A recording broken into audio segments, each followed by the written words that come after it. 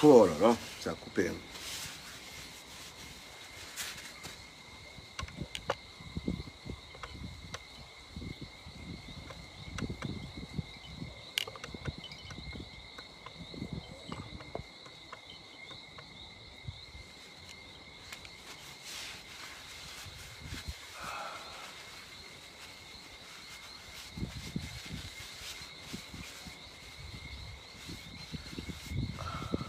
Ça a coupé l'autre live là, j'ai repris.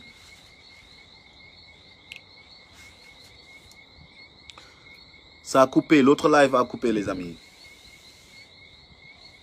On fait dire qu'il dit que bugué quoi, je sais pas ce qui s'est passé. Revenez, revenez, revenez, revenez. Je termine, revenez, je termine. Revenez, je termine. Marginal, il y a un lézard là, mon frère Papis. Revenez, revenez, le live s'est coupé et j'ai dû reprendre.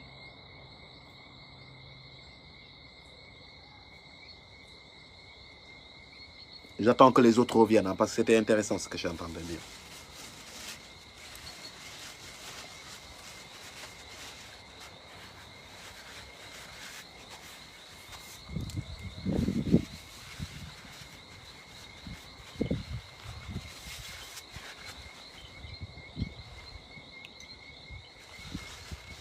J'attends que les autres reviennent. Hein. Je suis désolé, live, ils m'ont dagon fallait quoi. Je veux dire que j'ai pas compris.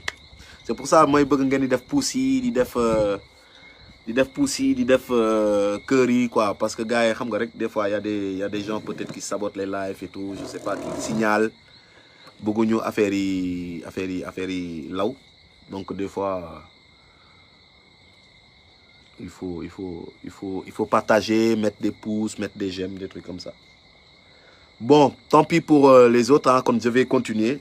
C'est dommage, hein, les autres rattraperont peut-être. Hein. Ils ont fait des glous, quoi.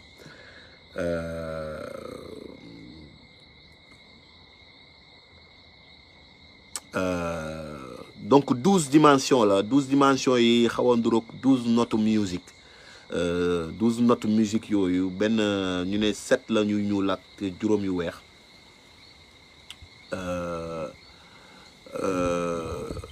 Et dafa am lu ñuy wax octave, donc octave yoyu ci digënté yi mën na ni ay intervalle lañ koy tuddé.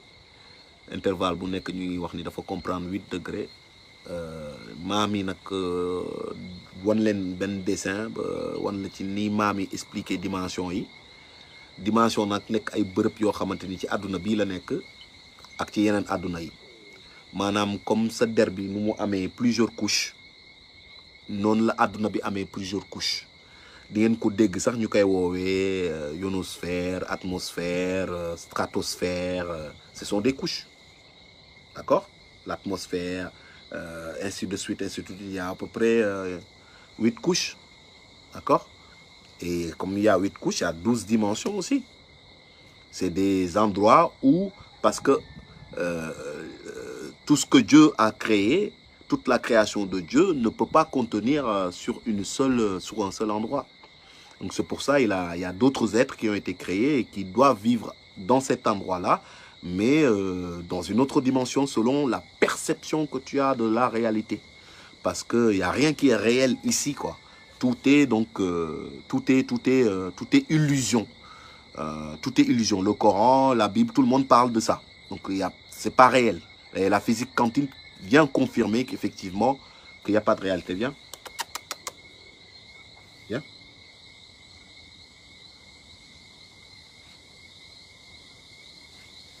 Allez, dis bonjour. Allez, bonjour. Dis bonjour. Bonjour. Bonjour, je m'appelle Mésis. Man la Mésis, mous mo ñool mi. Ok.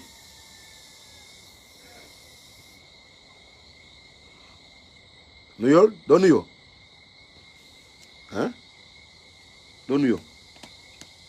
Non, non, da ngay nuyo ba pare. Nuyol fi. Wax len bonjour. Attends. Wax len bonjour. Nuyol fi. Bonjour. Bonjour. Wax len bonjour. Wow. Noël. Do nuyo. Bonjour. ma gaañ la nag. ana Bastet. Bastet. Bastet.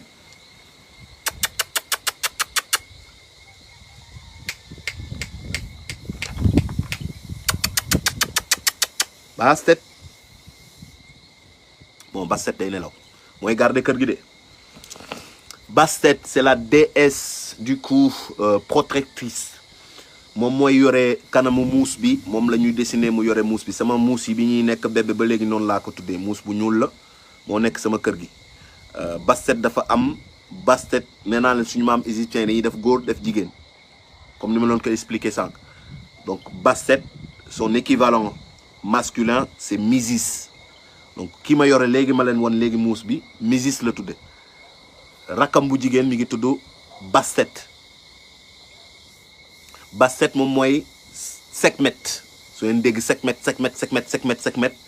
Bastet la moo nekk sama kër gi ñuul kukk la def nag c'est le gardien de la gardienne de la maison. Day gis di dàq lépp luy rab bu ñaaw bu ñuul bu soxor bu bon moom mooy garder kër gi du fi dugg. Dëmm jinne rab seytaane shayatin lépp lu bon am intention yu bon bu ñu gisee muus mu ñuul mi fii duñ fi dugg. Lan moo tax pour yéen sorcières yi ngeen di gis ci livre d'histoire yi wala livre dessin animé yi ñoom ñuy am seeni muus bu ñuul seen kër pour yéen pour lan la ah sorcière day njabarkat yi ñu leen di wax lu ñu ne day am muus bu ñuul pour lan la pour yéen moom day protéger wu moom xam na ci lu mu nekk la li mu nekk li muy jëfandikoo moom sorcière bi wala sorcier bi lu muy jëfandikoo day laaj moom mu protéger wu pour ñoom moom sax ñu bañ koo songu donc day jël muus bu ñuul teg ci këram loolu dong la wala muy ànd ak moom tout le temps pour ñu bañ koo attaquer. C'est ça qu'on vous apprend là-dedans. C'est de l'occultisme. Occultisme nag boo ko déggee ça veut pas forcément dire quelque chose de mauvais. Occulte c'est caché, c'est ça que ça veut dire, quelque chose qui est caché, tout simple. Arrête-toi là. Quand on te dit que c'est occulte, on te dit que c'est caché. Alors ça veut pas dire que c'est mauvais, c'est caché. Il y a des secrets qui sont cachés parce que si des gens tombaient dessus, il ferait beaucoup de mal à l'humanité. Donc c'est pour ça que c'est caché. Bon, tax ñu koy woowee science occulte wala savoir occulte. Voilà, parce que c'est des savoirs cachés. Et donc je disais avant que le live il coupe que le monde d'abord là-bas bi ngay dem booy nelaw c'est le monde le plus réel que ton monde là. Parce que c'est ce qui correspond à ton être véritable. Liy dund dëgg ci yow, liy defar dëgg ton essence, c'est dans ce monde-là qu'il vit réellement. C'est là où il s'exprime réellement.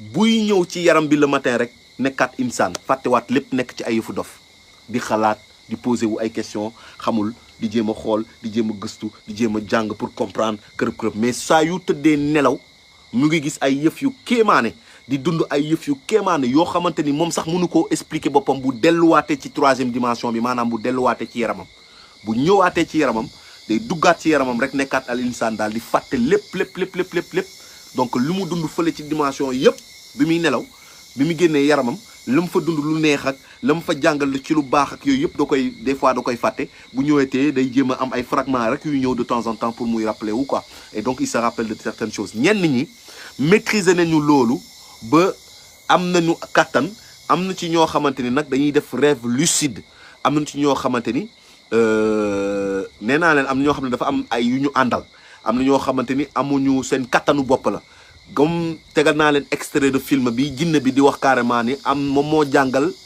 nit ñu bëri moo leen jàngal naka la ñuy defee rêve lucide maanaam gént boo xamante ni da nga koy def di te da ngay mel ni ku yeewu maanaam da ngay gént mais xam nga ni yaa ngi gént c'est-à-dire que yaa ngi tëdd mais comme man ni ma nekk ak yow nii di wax ak yow nii di xalaat di wax di dóor nii je suis réel xam naa ni ce qui se passe là nelawuma quoi li may def nii maa ngi jël sama portable maa ngi jël sama cahier maa ngi koy ubbi lii du gént quoi lii lu réel la gis nga ni ma xamee ni lii du gént lii réel la rêve lucide noonu la mel donc da ngay gént nga nekk ci gént mais tu es comme si boo nekkoon ci réalité bi di ubbi sa cahier xam ni cahier ngay ubbi quoi mais sauf que bii pas da ngay xam ni t'es dans un rêve loolu c'est extrêmement ordinairement génial de le vivre man benn yoon sama àdduna ba la mu mës daal benn yoon musuma dal ñaar yoon benn yoon la ma dal te bi ma yeewoo damaa jooy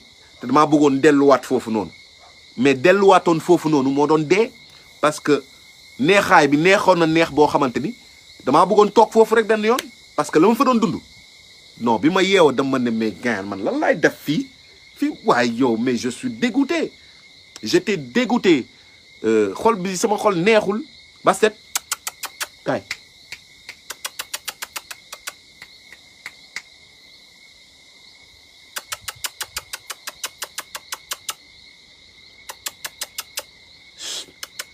ba set yow ma lay woo ngay dosé kaay nuyoo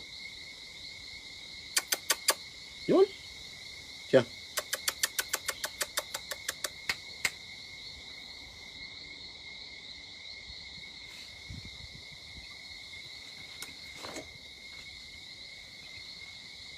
kaay nuyoo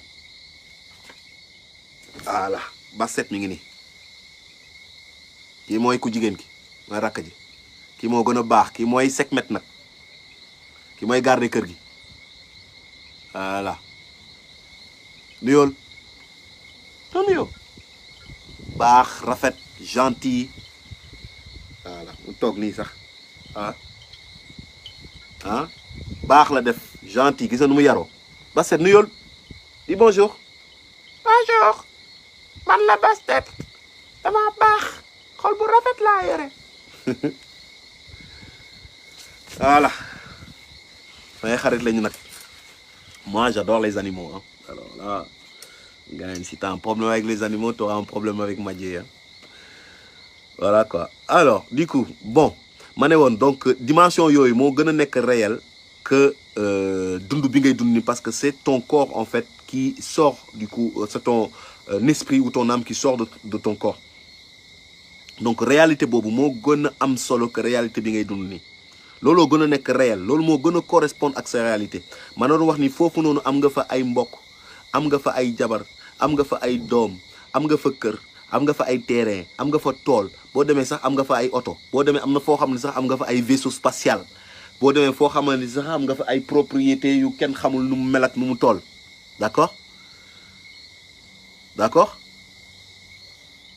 et là ce qui se passe c'est que yow yaa stimuler ce cerveau que mu percevoir lii comme lu mu nekk dëggantaan lii la wër yëpp comme mu nekk dëggantaan yow mii yow yaay tuq sa cerveau pour que ce cerveau wax la ne lii kayit la lii ab baaful la kërëb mais en fait yow yaay xool sa bopp ci glace foog ne yow ab jëmm nga bu danse bu def nii non en fait c'est pas ça t'es des milliards et des milliards de particules yu dajaloo ay milliards la ay particules yu ndaw chacun il fait tout petit ah d'accord et c'est ce qui constitue ton corps mais tu n'es pas un compact comme ça tu es des milliards et des milliards de particules et chaque particule bu nekk dafa am distance et benn bu ci nekk dafa am énergie bu muy produire j'ai mis une vidéo qui expliquait ça chaque molécule de ton corps a justement une puissance qu'elle émane a une puissance qu'elle donne a une puissance qu'elle rejette une charge d'électricité et j'ai mis une petite vidéo si tu mesures du coup tout ça de charge électrique ça te donne quand même une puissance incroyable sur ce que ton âme peut faire ou l'énergie qui se dégage à l'intérieur de ton corps. Tu peux vraiment le faire tout le temps quand tu veux, quand tu peux le maîtriser et c'est toi qui peux le commander. Mais ça demande de l'entraînement, ça demande beaucoup de choses. Une fois que tu as maîtrisé ça et que tu es animé par un bon fond, si tu es gentil, si tu es bon, si tu n'es pas quelqu'un de mauvais, tu peux pas être ce qu'on appelle un dëmm parce que c'est ce qui peut se passer si toutefois de décider une fois que tu maîtrises ce pouvoir-là de faire du mal parce que pouvoir boobu la en étant dans la troisième dimension je parle pouvoir bi ngay mën di nga gis ni doole la boo xam ne ñu bëri amuñu ko di nga gis ni mën-mën la boo xamante ni ñu bëri xamuñu ko di nga gis ni am nga ay possibilités yu bëri mën nga def ay mbir te nit ñi duñ la teg bët te loolu wax dëgg yàlla si tu es pervers da lay cuq waaw parce que mooy li ma la wax am na xeet goo xamante ni ñoom mënuñu àgg ci yeneen dimension yi waaye mën na noo génn seen yaram déggoo li ma leen wax mënuñu àgg ci yenn dimension yi mënuñu ko mënuñu am yenn màkkaama yi ba yéeg ci 5e dimension mënul nekk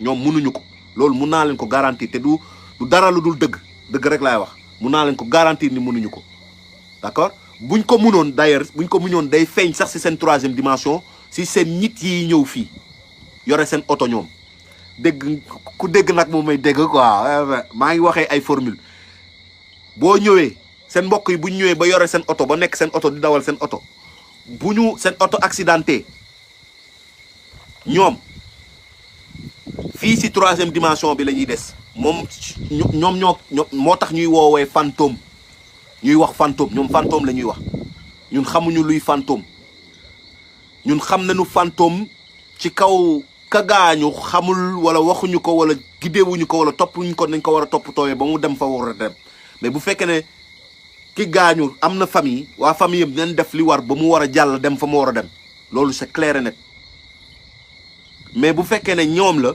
am ci ñoo xamante ni mënuñu àgg ci yeneen dimension yi donc du coup ils restent dans la 3e dimension et ils deviennent ce qu'on appelle des fantômes wala ils deviennent ce qu'on appelle des poltergeists, c'est-à-dire des entités à forte énergie négative.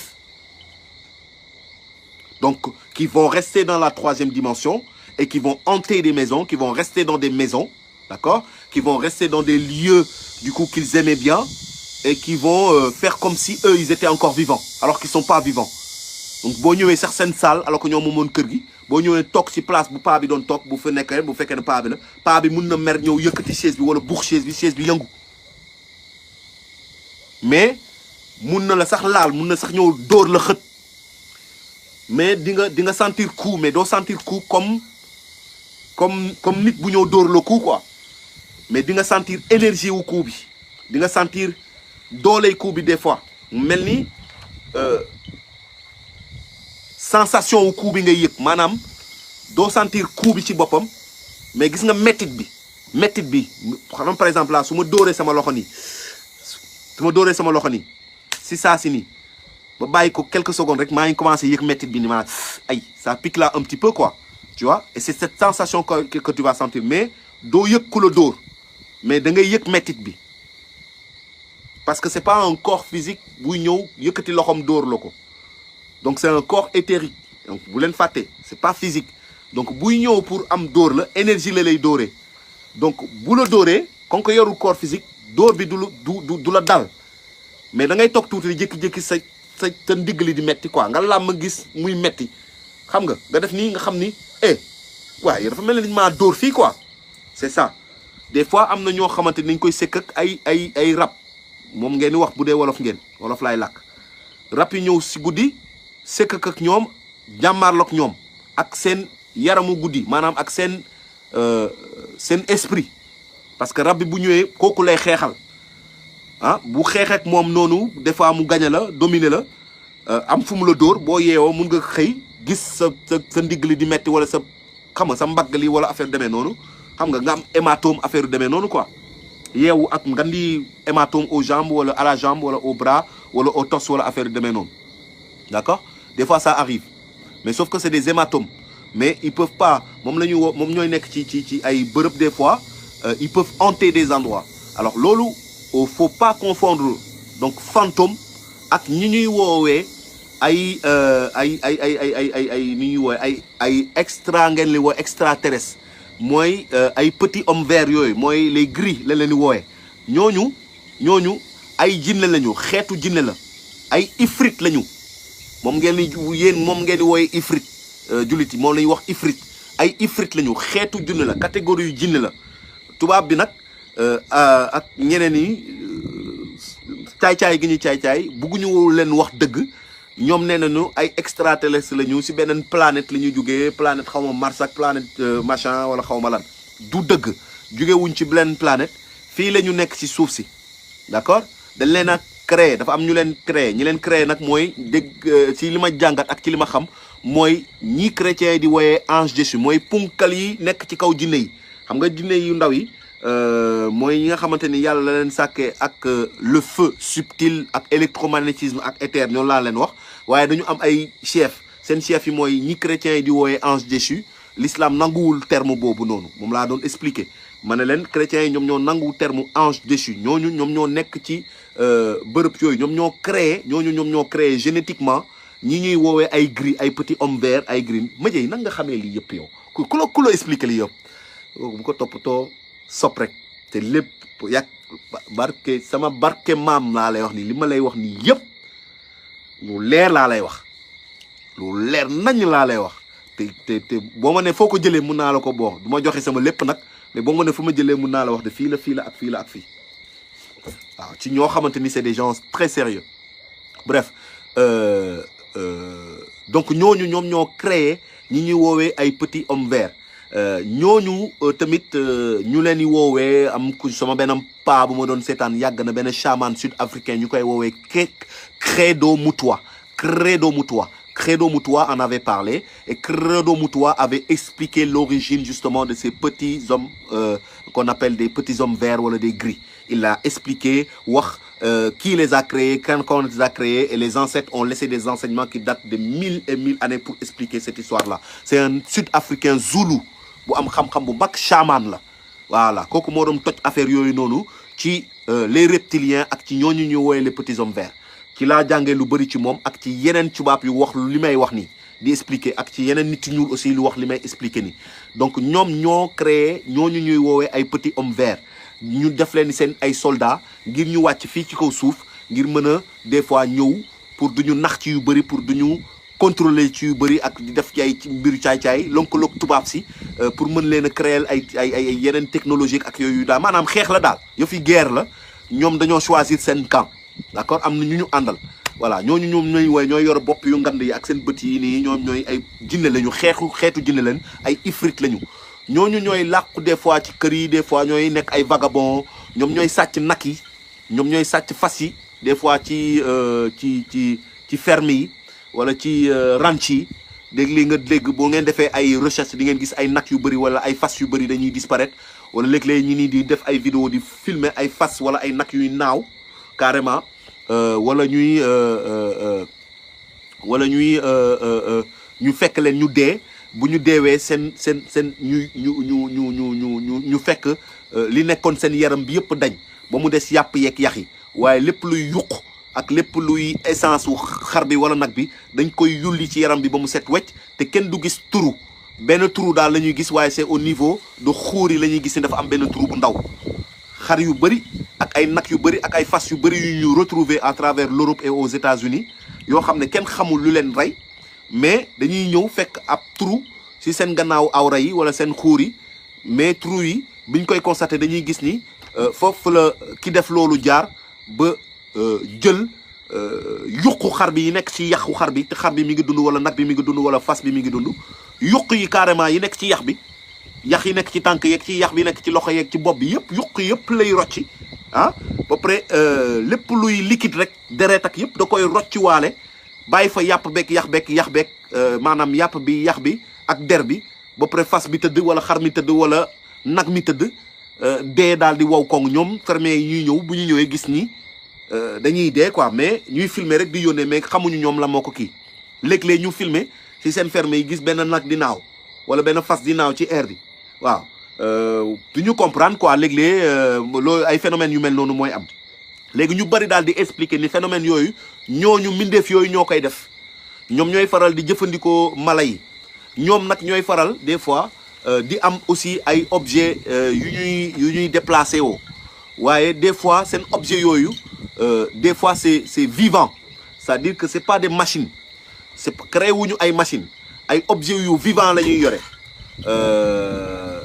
y a un film boo xamante ni gars bi mu ngi koy expliquer mooy Nope N-O-P-E hein, c'est un noir qui a fait ça un américain Tyler Perry je pense voilà il explique ça et il t'explique à peu près une théorie que j'explique ici depuis des années et mu génnee film bi mu génnee y a pas longtemps man dama seetaan rek gis muy expliquer mu ne mais voilà c'est ça en fait c'est ça qui explique ça donc c'est mu ne enfin si biir film bi di nga ci gis ni ñooñu ñuy woowee les petits hommes verts wala les E.T. là les aliens là avec les grosses têtes là avec les yeux noirs là petits tout minces là et tout dañuy am aussi la possibilité d'avoir des véhicules qu'on dit des fois spirituels ou des véhicules organiques des véhicules organiques.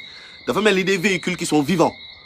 Hein? Des véhicules qui sont vivants aussi, hein, qui sont capables de pouvoir se déplacer plus vite que la lumière. D'accord? Et des véhicules vivants, organiques. Dégg ngeen bu baax la ma wax, pas véhicule mécanique, véhicule organique. Imagine ce que je dis là. Waxuma mécanique de. Waxuma un véhicule qui fonctionne avec justement un fonctionnement mécanique ou alors un roulement mécanique. Hein. Je vous parle de véhicules organiques. Organique. Il y a organe dedans. Donc, limite, on va dire, fait d'une chair extraterrestre. Véhicule là, buy naaw, ngeen ko gis, nga foog ne nit a nekk ci biir wala mbindee fa nekk ci biir, mais moom ci boppam day dund.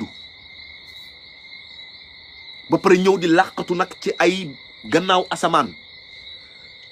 Man toog naa Ndakaaru gis ay leer di naaw dugg ci gannaaw asamaan Ndakaaru. Toulouse toog naa bëccëg ndar kàmb yëkkati sama bopp di teen asamaan si di xool gis benn ngandi asamaan nekk nii weextal mais ma gis benn boule bu nekk à côté nii ci wetu asamaan bi quoi mu gris mais xaw ma la maa ngi fixé rek dama génn ci métro bi rek teen ma xool asamaan parce qu'il faisait beau donc ma teen ci kaw di xool ma gis asamaan si gis loolu mais mu jaaxal ma quoi ma fixé ko ma ne mais lii lan la xanaa peut-être c'est un ballon wala c'est je sais pas un truc de météo quoi. Mais ni may xoolee nii affaire bi rek dafa jékki-jékki rek nuage baa nekk nii weex tàll ngan nag affaire bi nekk nii à côté du nuage maa ngi xool affaire bi nii di halluciner ma xamuma lan la quoi mais maa ngi posé wu ay question dafa jékki-jékki rek boule bu gris bi dafa jékki-jékki ne pop dugg nii la gaawee pop rek dugg nekk ci gannaaw quoi dugg ci biir nuage bi il a disparu fi ma toog laa ne c'est quoi ce que je viens de voir. Toog naa pendant au moins 10 minutes di xoolaat asamaan si ndax affaire bi du génnaat ndax affaire bi du génnaat après man ñii sama bopp laa ne man ñii damay waaj a dof de boo demee maa ngi gis ay affaires yoo xam ne existé wul gars y a que moi qui vois ça quoi. Vas-y laisse tomber et puis je l'ai gardé dans ma tête et j'en ai jamais parlé et je le partage avec vous. Voilà mooy dama ko gis boule la bu argenté nuage bi weextal mu nekk ci wetu nuage bi nii statique bougé wul deful dara ma xippi xool li rek xool ko nii di jéem a xool di jékki-jékki affaire mel ni ku ma gis.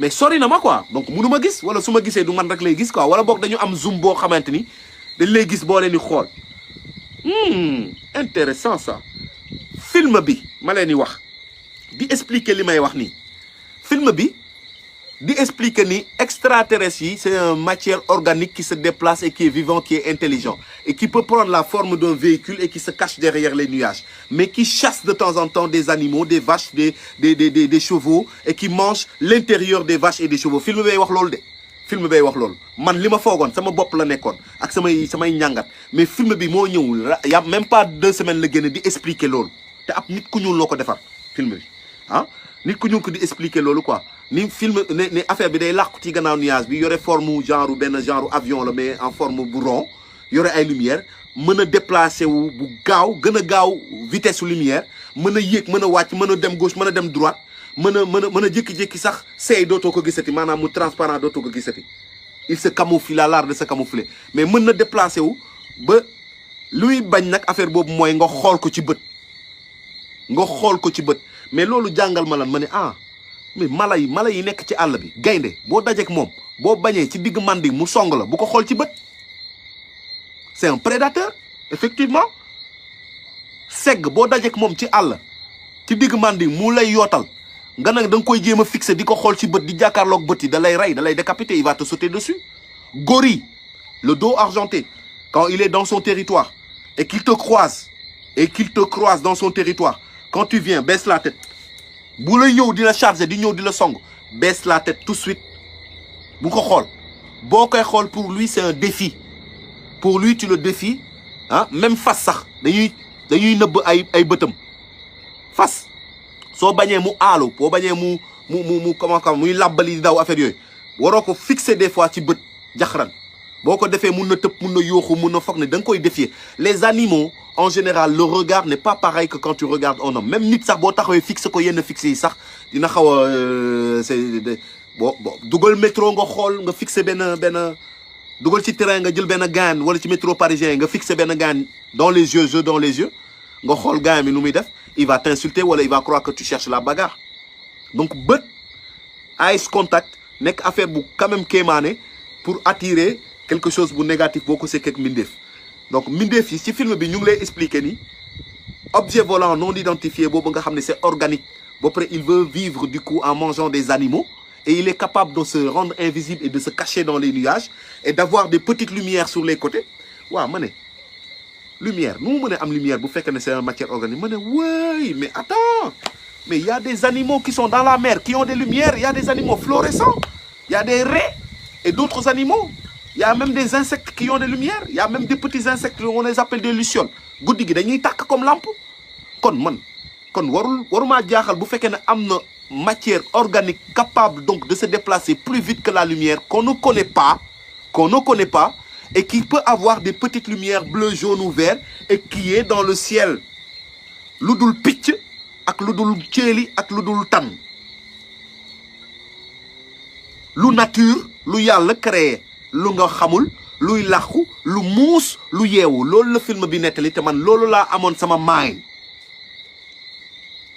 parce que tubaab bi mi ngi seet ba léegi ñoom objet volant non identifiant lañ ko tuddee xamuñu ba tey lan la dañ ciy am ay photo yu ñu ci am day flou des fois wala ñu ne non wala ñuy fen ñu ne non vaisseau kii la vaisseau spatial la créé ko def ay film yooyu xam nga tubaab fen rek ñoom fen rek lu ñu comprendre lu ne dañuy fen rek duul rek et lekk xaalis duul fabrique ko def ko film def ci xaalis lekk xaalis daal di toog jàpp seen ñàmbur. Ils sont pas initiés, ne vous attendez pas à ce qu'ils vous disent la vérité barki yàlla ils vous diront jamais la vérité. Ils vont dire leur compréhension des choses, mais ne vous attendez pas à ce que ce soit la vérité. Ñoom ils sont là que pour le matériel et le profit. Ce sont des êtres matérialistes. Noonu la ñu bindoo matériel yéen nature ñoom matériel yéen nature ñoom matériel loolu la ñu xam. Ils vont mourir, ils sont prêts à tout pour obtenir du matériel. Le virtuel, le monde virtuel, metaverse, ak les jeux vidéo dans le monde virtuel, ça c'est leur délire. Ñoom loolu la ñu bëgg, ils aiment ça. Yéen c'est la nature, les projections astrales, les voyages astrales, toute cette dimension dont je vous ai parlé, les 12 dimensions et les 132 mineurs. Vous, c'est réel et c'est ça. Et nee naa leen, ce monde-là et cette dimension-là, elle est plus réelle que la réalité que vous êtes en train de croire que vous vivez. La réalité, que vous vous bercez d'illusions à croire que c'est une réalité. Cette réalité-là, cette troisième dimension-là, c'est vous qui la créez. Elle n'existe pas. Tout ce qui existe, c'est vous qui la créez par votre perception. Mais elle n'existe pas. Mais la vraie réalité, c'est votre vrai corps. Donc, celui qui conduit le corps. Et ce vrai corps, c'est celui qui conduit le corps, il peut s'exprimer que pendant le sommeil ou pendant les moments de méditation ou de transcendance où il sort de ce véhicule et va explorer sa vraie vie. Sa vraie vie. Sa vraie vie. Et il vit vraiment de l'autre côté. Et quand il revient ici, il est mort. Il est dans ce corps-là, il ne se souvient plus, il ne sait plus rien, il ne sait plus qui il est, il se demande, il se pose des questions, il a peur, il a froid, il s'angoisse. Tu comprends? C'est ce corps-là. Il est stressé, il est angoissé, il est en colère, d'accord? Des fois, il est heureux, il est content, mais c'est éphémère. Et il cherche le bonheur, et il est là, il fait tout pour chercher cette sensation de bonheur. Il est là pour courir derrière le bonheur. Il veut le bonheur, mais il ne obtient le bonheur qu'à travers ses rêves. C'est pour ça qu'il dit, je veux réaliser mes rêves. Je veux réaliser mes rêves. C'est-à-dire que tu es en train de dire, je veux que ce que je rêve dans ce monde-là soit la réalité ici. Donc, je veux réaliser mes rêves. Mais comment tu réalises tes rêves? Tu réalises tes rêves en allant dans les dimensions où tu rêves. Et là, tu vis tes rêves. Mais ici, si tu veux réaliser tes rêves, il va falloir que tu fasses avec le fake. Tu vas falloir faire avec l'argent qui n'existe pas. Et tu ne peux pas réaliser tes rêves ici. Ce que tu fais, c'est que tu te satisfasses, d'accord, du peu que tu as. Mais tu ne pourras jamais réaliser tes rêves. Les rêves se réalisent dans la 4e dimension. Ici, c'est la 3e. Ce qu'on fait, c'est qu'on concrétise ce qu'on pense être le mieux pour nous, ce qu'on pense être bien pour nous et ce qu'on croit être parfait pour nous. C'est ce qu'on essaye de concrétiser ici. Mais le rêve véritable, tu le vis dans l'autre dimension. Et ce rêve-là, et cette vie-là, elle est... Waouh! Elle est magnifique, extraordinaire, inexplicable. Et tu n'as jamais vécu une sensation comme ça. Moi, quand je l'ai vécu, je ne voulais pas revenir ici. Je voulais rester. Mais bima yeo, quand je me suis réveillé, j'étais dégoûté de la vie. J'avais tout.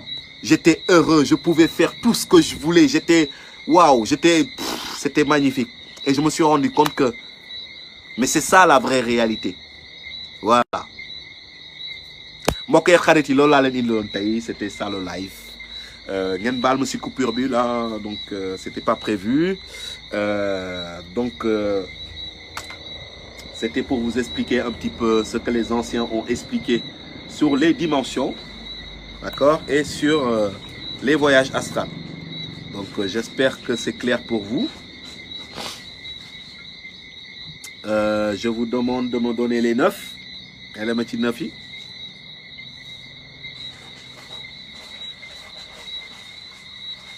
Mais elle est petite 9. Est-ce que c'est clair pour vous? Est-ce que les mafios ont l'air? Est-ce que papi tu as compris? Est-ce que tout ce que j'ai expliqué depuis le début coule de sens pour vous? Ndax leer na ci yéen? Bu leeree ngeen bindal ma parce que damay bëgg tàggatoo ak yéen. Donc là mun ngeen déplacer wu ñëw bind seen écran yi 999 yëf yi leer na comprendre bu baax li ngay wax voilà, etc., etc. Je vous laisse les commentaires.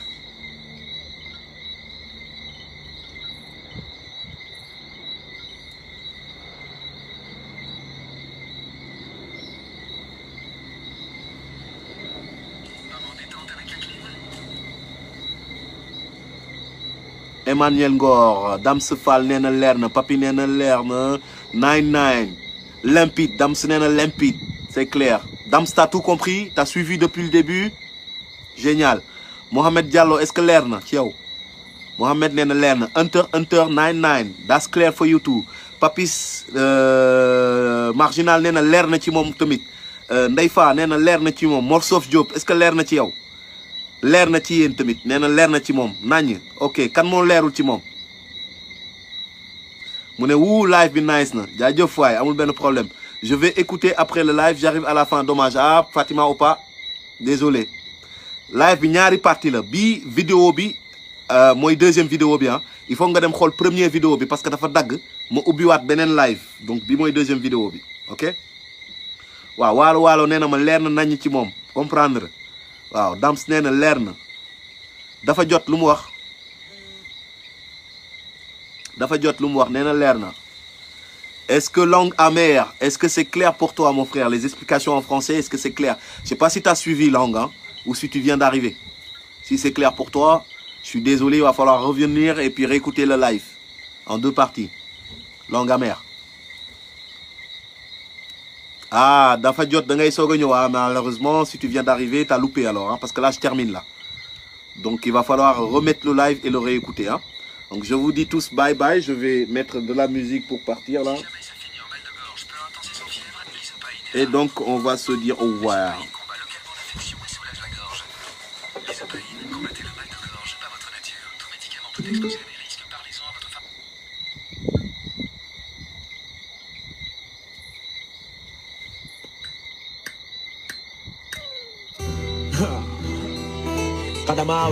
Padamawe, Mr. Last Year, you're not spelling. 999, put your nines up. Tagato, Janjov. I was born in a system that doesn't give a fuck about you, nor me, nor the life. I forget, keep my guns low, you never know, just in case things get free. That's just the way I live, yeah, that's me, yeah, I sing. Don't go, misbehaving, don't take it slide. Be up yourself when you're making it cry. 999's up, put your nines up, put your nines up. Because I'm always wishing you, and you do you Babylonians. Disrespect coming up their mouth. Oh, now you get me mad, I shove it down your throat. Wow. You know, I bought Babylon, we ain't got nothing in common. I'm a son of Solomon. Telling me lies ain't gon' get you no way. They turn aside to the idol God and see they gon' swear. You can touch her, but I see my lips can suffer you. When I can reach, I can touch them fools, but not this. If you this then that, motherfucker, go ahead. Let's jump. Fuck it up with the head, yeah. That's the way I live. Hey, that's me, I say. I was born in a corrupt system, doesn't give a fuck about you know me, know the life. I'm for lovely kids. I keep my guns close, I never know, just been gang free. That's just way I live. That's me, yeah, I say. In pharmacy, the spot gun, put on my shotgun, last gun, spot that gun, drop down. I was born in a system that doesn't give a fuck about you know me, know the life. I'm for lovely kids. Keep my guns low, you never know. Just been Ken Face, yes. That's a fight.